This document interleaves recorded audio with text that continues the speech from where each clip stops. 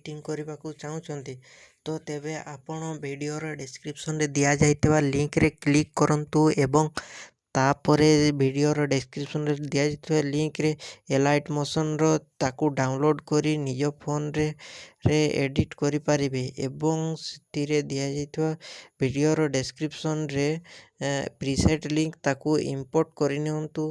ତାପରେ ସେଥିରେ ଆପଣ ଯାହା କିଛି ଚେଞ୍ଜ କରିବାକୁ ଚାହୁଁଛନ୍ତି ତାହା ଚେଞ୍ଜ କରିପାରିବେ ଏବଂ ନ ଚେଞ୍ଜ କରି ମଧ୍ୟ ଆପଣ ତାକୁ ସିଧା ଡାଉନଲୋଡ଼୍ କରିପାରିବେ। ଯଦି ଭିଡ଼ିଓଟି ଭଲ ଲାଗିଥାଏ ଚ୍ୟାନେଲଟିକୁ ସବସ୍କ୍ରାଇବ୍ ଏଣ୍ଡ ଭିଡ଼ିଓଟିକୁ ଲାଇକ୍ କରିନିଅନ୍ତୁ।